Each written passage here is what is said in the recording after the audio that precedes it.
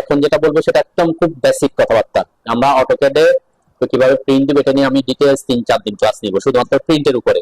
তো আপাতত এই যে এগুলো করার পর আপনারা যাতে পিডিএফ করে আমাদের গ্রুপে দিতে পারেন, আমি দেখার জন্য যে আপনারা কাজ করতে পারতেছেন কিনা, ঠিক আছে, সেটা একটু শিখা দিব। এটার জন্য কন্ট্রোল পি দিতে হবে, ঠিক আছে, কন্ট্রোল পি। প্রিন্ট করার জন্য কন্ট্রোল পি, মানে এটা হচ্ছে প্লট ফ্রম মডেল, আমরা মডেল স্পেস থেকে প্রিন্ট দিচ্ছি, ঠিক আছে। কিন্তু আমি আপনাদেরকে প্রিন্টে কিন্তু লেআউট থেকে প্রিন্ট করা শিখাবো পরে, প্রফেশনাল ওয়েতে কিভাবে প্রিন্ট দিবেন সেটা আর কি। এখানে আসার পরে আপনারা এই যে প্রিন্টার ও প্লটার এই অপশনটা আছে, এখানে তো নান আছে, এখানে আমরা সাধারণত প্লটার বা প্রিন্টার থাকলে সেটা সিলেক্ট করে দিই। আজকে আমরা বানাবো হচ্ছে আমরা পিডিএফ বানাবো। তাহলে পিডিএফ বানানোর জন্য আমরা করবো কি, যে ডিডব্লিউ টু পিডিএফ এই অপশনটা সিলেক্ট করবেন, ঠিক আছে, ডিডব্লিউ টু পিডিএফ, ওকে। কারণ ড্রয়িং ফাইল থেকে পিডিএফ বানাচ্ছি, এখানে এগুলা নিয়ে আমি পরে কথাবার্তা বলবো। এরপর এখানে একটা পেপার স্পেস সিলেক্ট করে দিবেন। পেপার স্পেসটা অবশ্যই আমরা আইএসও স্ট্যান্ডার্ড ফলো করব। কোন স্ট্যান্ডার্ড? আইএসও। আইএসও A3 আমাদের বিভিন্ন ক্লায়েন্টকে আমরা যে প্রিন্ট দিই এগুলো A3 তে A4 এ প্রিন্ট দিই, তাই না? তাহলে আমরা এখান থেকে A3 আইএসও A3, এখানে আবার কিছু লেখা আছে দেখবেন, আইএসও এক্সপান্ড, আইএসও ফুল বিলিট। তো এগুলো তো আপাতত যাওয়ার দরকার নেই, এগুলো নিয়ে আমি পরে ডিটেইলস এ কথাবার্তা বলবো। ফুল বিলিট কি, এক্সপান্ড কি, আমরা আপাতত এই যে আইএসও অনলি লেখা যেটা আছে আইএসও A3 এটা দেখবো। এখন আপনি যদি পেপার স্পেসটাকে ল্যান্ডস্কেপে নিতে চান, প্রথমটা সিলেক্ট করে, ল্যান্ডস্কেপ মানে কি এভাবে থাকবে, তাই না? পেপারটা আমার ড্রয়িং যদি এদিকে বড় হয় তাহলে আমরা ল্যান্ডস্কেপ পেপারটা নিব।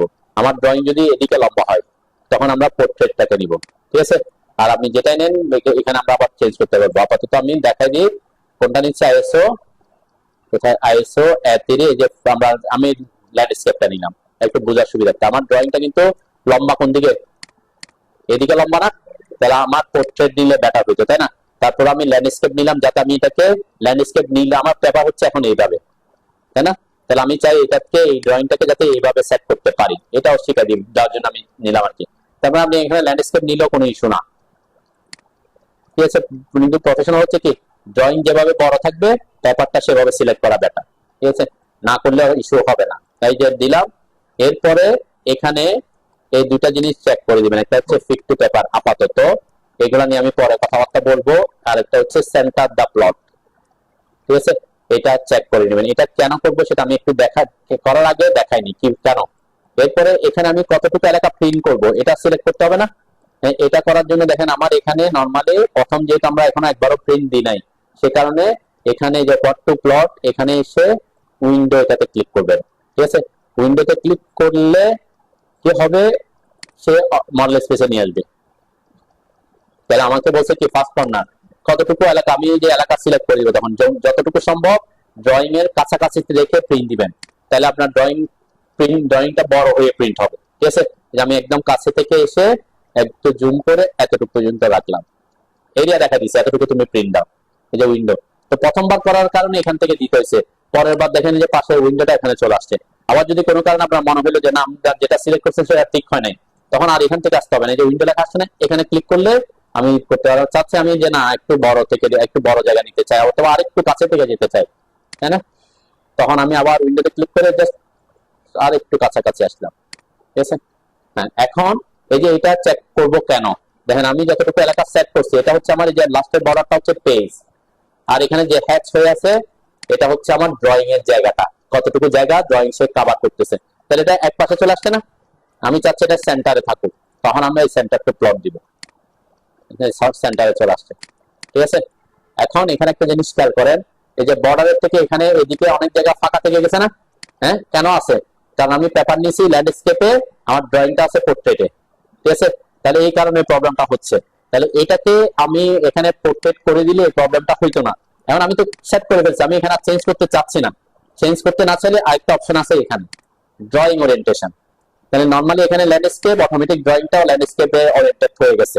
এখন আমি যদি এটাকে যে পোর্ট্রেট করে দিই, যেহেতু এখানে ফাঁকা জায়গা বেশি আছে, পোর্ট্রেট করে দিলাম, দেন এখন জায়গা পরিমাণ কি হয়ে গেছে, হ্যাঁ বড় হয়ে গেছে না, তার মানে কি ওই জায়গাটাকে সে ড্রয়িংটাকে কি করে দিছে, ঘুরে ফেলছে আর কি।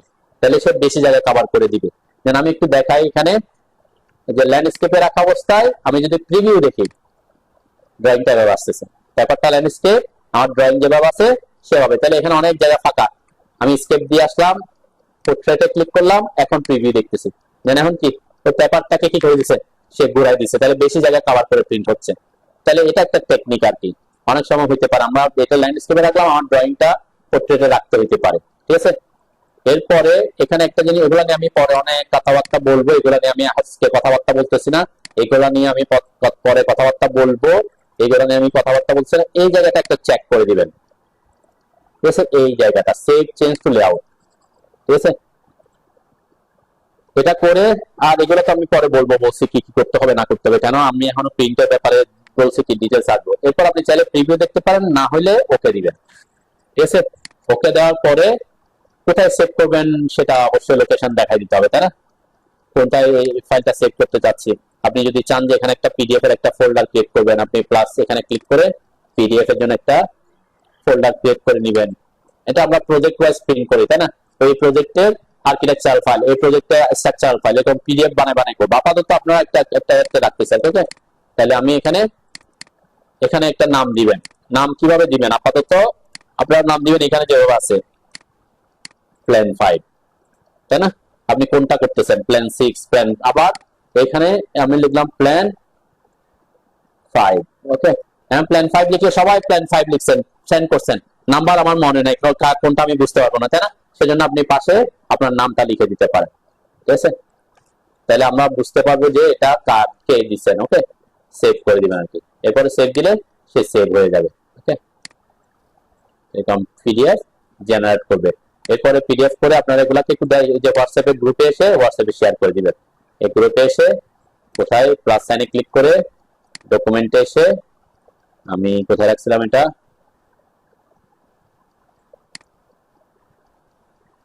এখানে যে পিডিএফ নামের একটা ফোল্ডার করছিলাম, এখান থেকে এটা সিলেক্ট করে ওপেন করে দিবেন। ওপেন করলে এখানে কি সেন্ড হবে আর কি, ঠিক আছে। আপনারা গ্রুপে সেন্ড করে দিবেন এবং নাম থাকলে আমি বুঝতে পারবো কে করতেছেন, ঠিক আছে।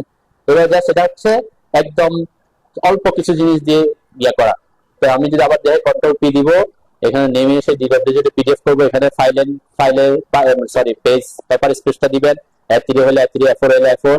এখন এখানে যদি উইন্ডো না থাকে এখান থেকে এসে উইন্ডোতে ক্লিক করবেন, আর এখানে থাকলে আমরা এখান থেকে ক্লিক করবো, তাই না। উইন্ডোতে ক্লিক করবো, এরপর যতটুকু জায়গা প্রিন্ট করতে চান অতটুকু জায়গাকে আপনি সিলেক্ট করে দিবেন, ঠিক আছে।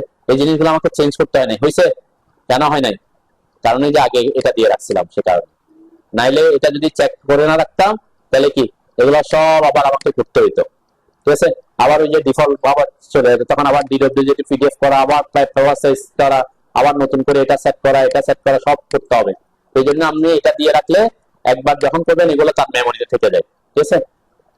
যে fit to paper, centre the plot, এই দুটা জিনিস চেক করবেন, save the change to layout এটা চেক করবেন আপাতত, ঠিক আছে। তিনটা জিনিস চেক করে তারপর এখানে একটু চেক করে নেবেন সে পোর্ট্রেটে বেশি জায়গা কভার করতেছে নাকি ল্যান্ডস্কেপে বেশি জায়গা কভার করতেছে, ঠিক আছে, চেক করে নিতে পারেন। তারপরে আপনি টিভি দেখার দরকার হলে ওকে দিয়ে বের হয়ে প্রিন্ট করে দিবেন, ঠিক আছে।